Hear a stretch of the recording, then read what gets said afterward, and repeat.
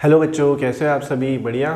Okay, so guys आज से हम शुरू करने वाले हैं कैलकुलेशन सीरीज़। कैलकुलेशन सीरीज़ में हम इसका मोटिव क्या रखेंगे कि बेसिक मैथ्स में जो कैलकुलेशन है, जो टर्म्स है, शॉर्ट ट्रिक्स है, बेसिक मेथड्स है, चाहे वो आपके भिन्न, दशमलव, गुणा भाग, रेशो प्रपोर्शन में आ गया, या फिर आपके अलजेब्रा में आ गया, या इकाई का अंक याद हो तो यूनिट नंबर फाइंड करो, ऐसे भी कई टाइप के क्वेश्चन बनते हैं जो नॉर्मल भी बनते हैं और घातों में, जैसे कि 2 की घात 100 वहाँ तक भी चला जाता है।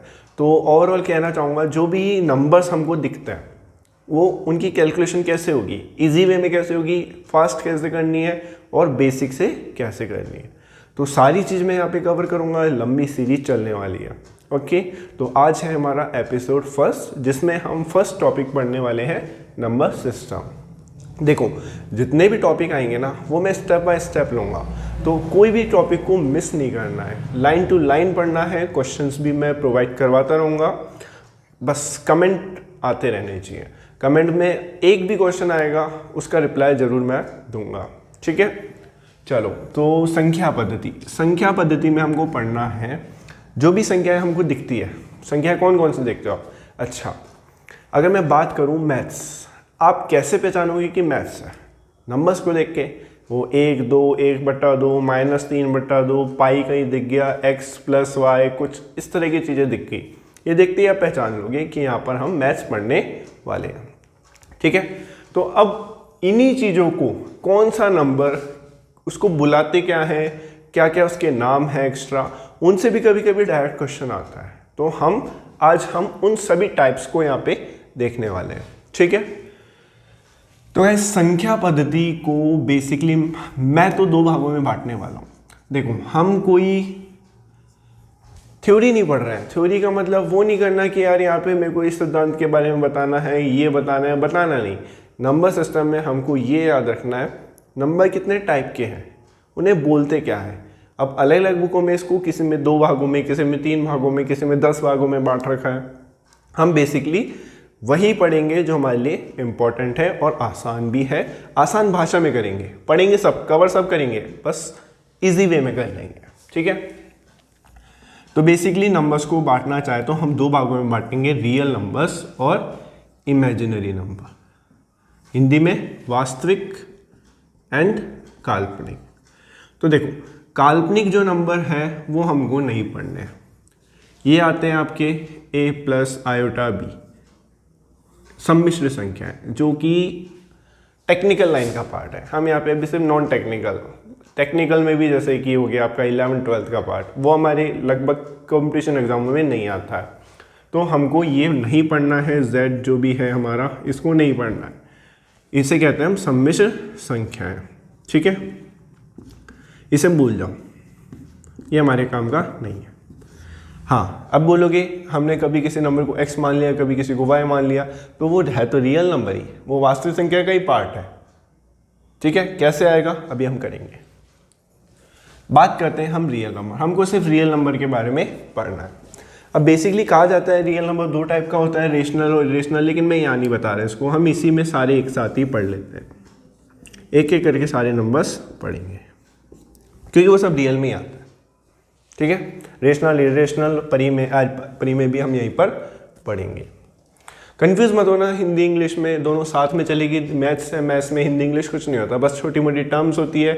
1-2 बार देखोगे तो इंग्लिश वालों को हिंदी वालों को इंग्लिश याद हो जाएगी, बट मैं प्रेफर करूँगा इंग्लिश ही करूँ, ठीक है। चलो, तो पहला नंबर आता है सर हमारा प्राकृत संख्याएं। क्या होती है प्राकृत संख्याएं? इंग्लिश में बोले तो नेचुरल नंबर। नेचुरल नंबर इसे हम शो करते हैं n से, मतलब n से b से डिनोट किया जाता है, ओके।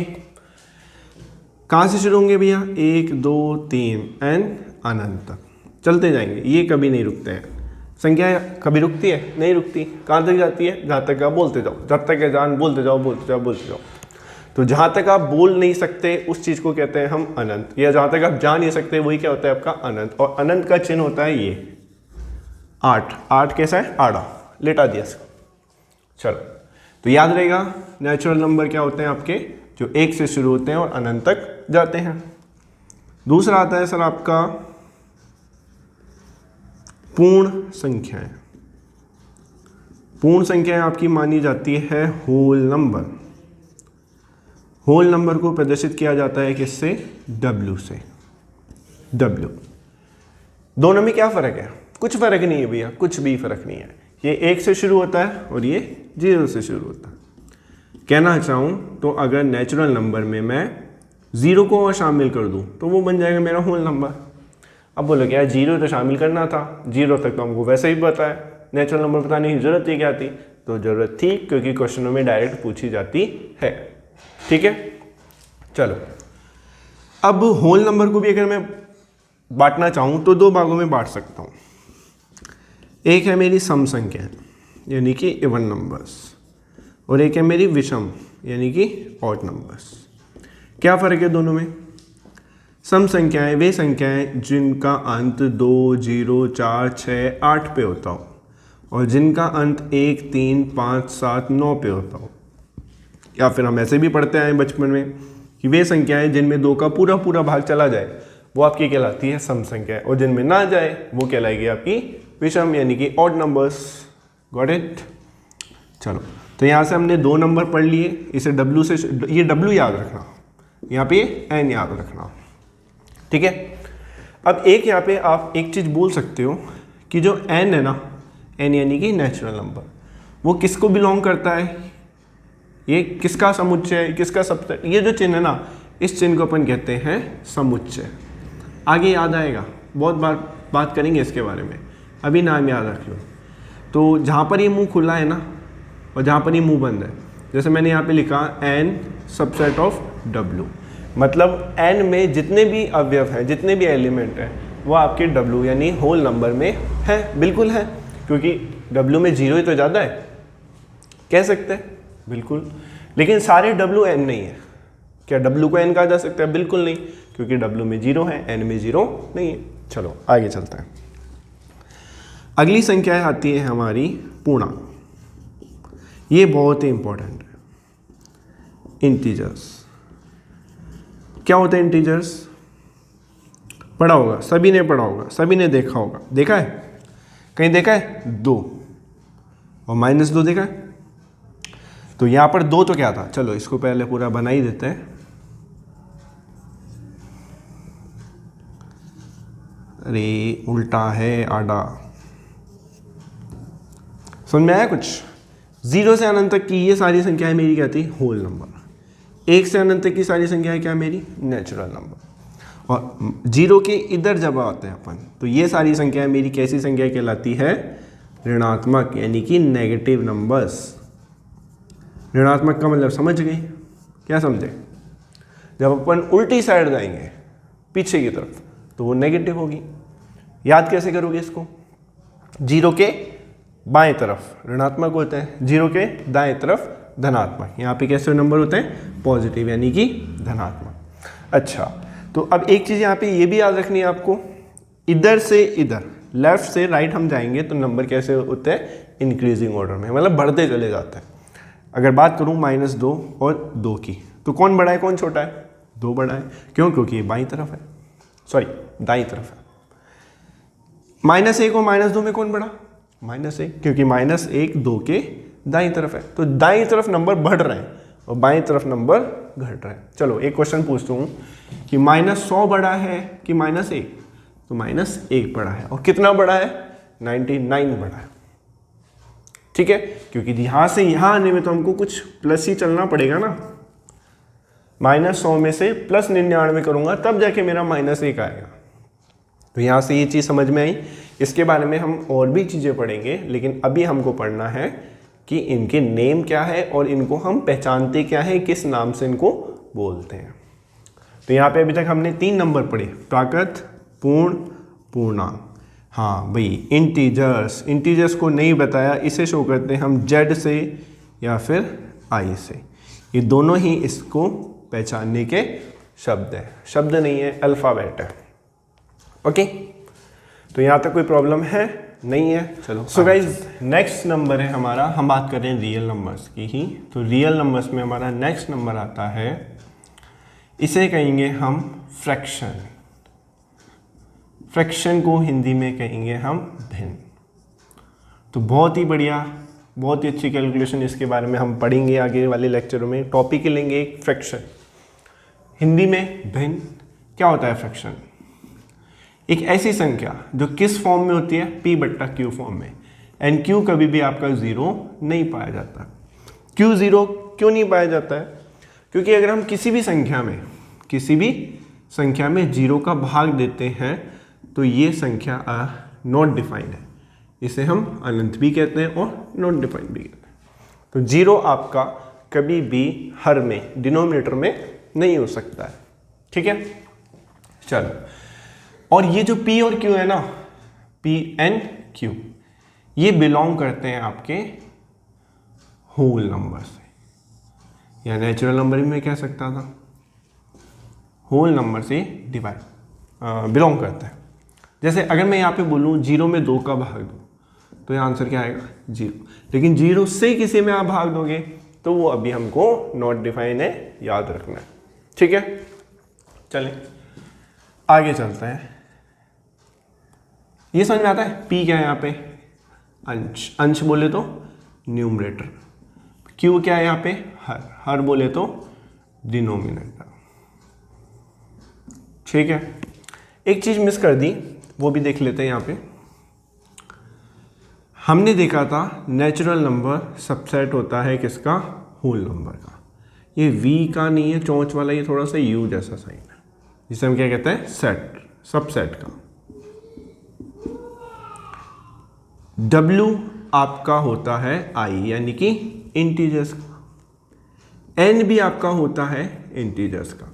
मतलब देखो, w के अंदर 0, 1, 2, 3, 4, वो तो i में भी होता है। तो हम कह सकते हैं कि w i का सबसेट है। बिल्कुल है। नेचुरल नंबर तो होगा ही, क्योंकि नेचुरल नंबर में क्या है? 1, 2, 3, 4, 5, 6, 7, 8, 9, 10, और i में तो वो होते ही होते हैं। तो इसमें तो सारे पॉजिटिव नंबर होते ही होते हैं ना। तो w भी इससे बिलोंग करता है और n भी इससे बिलोंग करता है।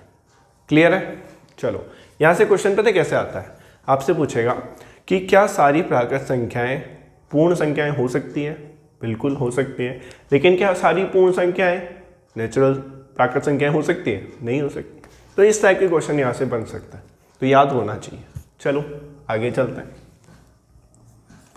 फिर बात करते हैं हम rational number. Rational number Hindi में कहेंगे इसे परिमेय संख्या। सेम टू सेम है, फोटोकॉपी, एकदम फोटोकॉपी। इसमें भी p/q होता है और q जीरो नहीं हो सकता।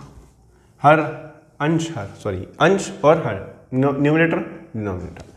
फर्क इतना सा है, ये बिलोंग करता है आपके i, यानी इंटीजर्स को। इंटीजर्स मतलब समझ में आता है? आता है? चलो देखो, इसका एग्जाम्पल बोलूँ तो मैं लिख सकता हूँ क्या? 1/2। बिल्कुल, इसमें ये अंश, ये हर है। इसमें एग्जाम्पल लिखूँ 1/2, इसमें भी अंश है, इसमें भी हर है। बिल्कुल, तो 1/2 मेरा भिन्न भी है, परिमेय संख्या भी है, कोई दिक्कत नहीं है। लेकिन अगर मैं बात करूँ -1/2, तो भैया ये मेरा परिमेय ही है, ये मेरा भिन्न नहीं हो सकता है। क्यों? क्योंकि यहाँ पर आपका p और q w बोले तो सिर्फ और सिर्फ पॉजिटिव, यानी कि धनात्मक संख्या है। लेकिन i बोले तो धनात्मक के साथ साथ ऋणात्मक भी। ठीक है, तो यहाँ से भी अगर मैं बनाना चाहूँ तो क्या बोल सकता हूँ कि जितने भी फ्रैक्शन होते हैं, फ्रैक्शन सबसेट होते हैं किसके? रेशनल नंबर के होते हैं। मतलब सारे फ्रैक्शन हमारे रेशनल नंबर होते हैं, लेकिन सारे रेशनल नंबर फ्रैक्शन कभी नहीं हो सकते हैं। बताया नहीं, बता देता हूँ। रेशनल नंबर को हम r से शो नहीं करते हैं। r से तो हम रियल नंबर को करते हैं, इसे हम शो करते हैं q से। याद रहेगा? चलें आगे। ओके बॉस, इसको यहाँ लिख दो -1/2। अगला नंबर आता है हमारा इर्रेशनल नंबर। इर्रेशनल नंबर होते हैं हमारे अपरिमेय संख्याएं। तो इसके लिए बहुत ही मस्त चीज़ याद है, ये मुझे मेरे सर ने बताई थी, मुझे अभी तक याद है, बहुत ही मस्त है। इर्रेशनल नंबर, जितनी भी दुनिया में अजीब सी विचित्र सी दिखने वाली संख्याएं हैं, आपको किसी भी क्वेश्चन में दिखती हैं, वो सारी आपकी क्या है, इरेशनल नंबर। जैसे जैसे जैसे कहीं दिख जाए आपको 1 पॉइंट 2 3 4, भाई ये तो चला ही जा रहा है, रुक ही नहीं रहा, 4 नहीं 5 6 अलग अलग आए जा रहे हैं, कभी अंत ही नहीं हो रहा। नॉन टर्मिनेटिंग के बाद में पढ़ेंगे जब फ्रैक्शन पढ़ेंगे। लेकिन ये संख्या विचित्र सी है, इसका हल मेरे को नहीं पता, क्या हल करूँ क्या सोल्व करूँ, तो विचित्र है भाई, मान लीजिए आगे नहीं होगी। पाई कभी देखा, पाई पाई भी कैसा है हमारा, इरेशनल है। कभी ऐसी संख्या थी कि √3 √5 2 √3, ये सारी संख्या क्या है मेरी, इरेशनल नंबर, यानी अपरिमेय संख्या है। तो जो भी अजीब सी है, विचित्र सी है, जिसका सॉल्यूशन जल्दी से नहीं हो रहा है, वो सारी क्या है हमारी संख्या है अपरिमेय। याद रहेगा, नो डाउट, प्रॉब्लम नहीं है। तो अभी तक हमने पढ़ ली 3, पहले 3 6 संख्याएं भी हमने यहाँ पे देख चुके हैं, 4-5 और है वो भी देख लो। चलें आगे। सो गाइस, यहाँ तक हमारे सभी टाइप के रियल नंबर के बारे में हमने पढ़ लिया है। अब जो नंबर्स आएंगे वो इन्हीं से बनते हुए कुछ नंबर्स आएंगे, तो वो भी एक बार देख लेते हैं, क्विक रिव्यू देख लेते हैं उसका। चले, एक चीज़ और नहीं बताई ज़ीरो के बारे में। ज़ीरो आपका कौन सा नंबर है? तो भैया ना तो ज़ीरो धनात्मक होता है ना ज़ीरो ऋणात्मक होता है। वैसे किस में आता है, होल नंबर में तो आता ही है, इंटीजर में भी आता ही है, सभी जगह आता ही है। लेकिन धनात्मक और ऋणात्मक की बात करूँ तो ज़ीरो ना तो धनात्मक है ना ही ऋणात्मक है। कभी मत बोल देना ज़ीरो भैया हमारा धनात्मक है, क्योंकि उसके आगे कोई चिन्ह नहीं लग रहा है। क्लियर है? चलो भैया, अगला नंबर आता है हमारा अभाज्य संख्या है। नाम से ही पता चल रहा है, जो भाज्य ना हो। हिंदी में कहेंगे, इंग्लिश में प्राइम नंबर्स। क्या होता है प्राइम नंबर्स? वे संख्याएं जिनमें किसी का भाग नहीं जाता हो, वो सिर्फ और सिर्फ खुद से विभाजित होती है, वही क्या होती है आपकी अभाज्य संख्या है। ठीक है, याद क्या रखना है, जिनमें किसी का भाग नहीं जाता है, जैसे कि 2 में सिर्फ एक ही गुणनखंड होता है 1, 2 एकम 2। 3 देख लो, 5 देख लो, 4 है। अब 4 में तो 2 गुणा 2, देखो अलग अलग आ गए ना, 2 अलग अलग आ गए, है तो 2 एक ही, लेकिन 2 गुणनखंड हो गए हैं इसके, और इसमें 2 का भाग जा रहा है, लेकिन हमारा 1 के अलावा किसी में भाग नहीं जाना चाहिए। तो यहाँ से अगर लिखना चाहूँ तो देखो, स्टार्टिंग की कुछ अभाज्य संख्या मैं लिख रहा हूँ, 2 3 5 7 11 13 17 19, करते करते करते करते कम से कम 1 से 100 तक के बीच में जितनी भी अभाज्य संख्या है वो आपको याद होनी ही चाहिए। 500 1000 तक हुई तो बहुत ही अच्छी बात है, लेकिन कम से कम 100 तक तो याद होनी ही चाहिए। कभी क्वेश्चन पूछ लिया जाए कि 1 से 100 तक के बीच में कितनी अभाज्य संख्या है, तो भैया याद रखना 25 है, काउंट करके देख सकते हो। कभी 1 से 150 पूछ लिया जाए तो 35 है। ऐसे 1 से 500 1 से 1000 जितनी भी संख्या आपसे पूछ ली जाए आपको याद होनी चाहिए, कहीं पे भी गूगल कर लेना मिल जाएगी। क्लियर है? बट याद के लिए सिर्फ और सिर्फ 1 से 100 तक तो फर्स्ट प्रायोरिटी से याद कर ही लेना। ठीक है, अगला नंबर आता है इसके बाद भाज्य, या अथा या सिर्फ भाज्य, इंग्लिश में कहते हैं सही से कंपोजिट नंबर। क्या होते हैं हमारे कंपोजिट नंबर? जो नंबर प्राइम नहीं होते वो आपके सारे कंपोजिट होते हैं। आसान सी परिभाषा रहेगी याद। चलो, ये याद, एक चीज और, एक क्वेश्चन और, सबसे छोटी अभाज्य संख्या है 2 ना कि 1, और सबसे छोटा कंपोजिट नंबर क्या है अभाज्य संख्या? 4। क्वेश्चन बनता है सबसे छोटी भाज्य संख्या और सबसे छोटी अभाज्य संख्या। ठीक है, ये सारी हो गई आपकी भाज्य यानी कंपोजिट संख्या। क्लियर है? अब एक संख्या आती है आपकी सह अभाज्य। सह अभाज्य संख्याएं कहते हैं इन्हें को प्राइम नंबर्स। को प्राइम नंबर्स सर आपके क्या होते हैं? जो ये जोड़े होते हैं। कैसे क्या होंगे? ये युग्म में होंगे। जैसे कि मैंने बात करी 3 और 4। 3 तो यहाँ अभाज्य है, 4 यहाँ अभाज्य नहीं है, लेकिन ये इन दोनों में कुछ भी कॉमन नहीं है सिवाय 1 के। तो यहाँ पर मैं इसे कह सकता हूँ ये क्या है? एक सह अभाज्य संख्या। चलो एक और ले लेते हैं, 7 और 8। 7 में 7 का भाग जाएगा, बस 8 में 7 का भाग जाएगा नहीं, तो दोनों में कुछ भी कॉमन है नहीं है ना, तो ये भी क्या है मेरा एक को-प्राइम सह अभाज्य संख्याओं का एक जोड़ा है। याद रहेगा पक्का? ठीक है भाई, आगे चलते हैं। चौथे नंबर पे आ रही है हमारी, चौथा 2 3 और बच रही है। ये बहुत ही आसान है, अनुवर्ती एंड पूर्ववर्ती। कितना खतरनाक नाम है, लेकिन सबसे आसान है हिंदी में। तो अनुवर्ती का मतलब है भी हमारा, इसे सब्सिक्वेंट भी कहते हैं और सक्सेसर भी कहते हैं। सक्सेसर मतलब सक्सेस, यानी कि कुछ नहीं करना है, कुछ भी नहीं करना है, सिर्फ जो नंबर दे रखा है उसमें +1 करना है। और इसे क्या कहते हैं? प्रीसीडर, PRE, प्रीसीडर, देख लेना प्रीसीडर। इसमें सिर्फ -1 करना। एग्जाम्पल देखिए। अच्छा भाई देखो, मैंने एग्जाम्पल लिखा 100। 100 का सक्सेसर हो गया 101, 100 का प्रीडिसर हो गया 99। इसमें -1 कर दिया, इसमें +1 कर दिया, बस। बहुत ही आसान सा क्वेश्चन है। हिंदी में नाम ही थोड़ा खतरनाक है, बाकी सबसे आसान नंबर यही है। एज ए सॉल्विंग है। एंड अब लास्ट नंबर आपका बचता है 5वां, जिसे हम कहते हैं परफेक्ट नंबर। परफेक्ट नंबर को हिंदी में कहते हैं भैया, खतरनाक सा नाम है, पूर्णकालिक संख्या। पूर्णकालिक संख्या। इस संख्या को पढ़ने के लिए आपको गुणनखंड पता होना चाहिए। फैक्टर होता है क्या? पता है फैक्टर? नहीं पता? चलो देखो, 6 का फैक्टर देखो, किस किस के बारे में 6 आता है। फैक्टर में 1 को लिया जाता है हमेशा, याद रखना। 1 2 3, खुद 6 को नहीं लेना है, बस इनको ऐड करो, कितना आ रहा है? 6। मतलब किसी भी संख्या के जो गुणनखंड है उनका योग अगर वही संख्या है तो हम कह सकते हैं कि ये संख्या क्या है मेरी? पूर्णकालिक। एक और एग्जांपल है 28।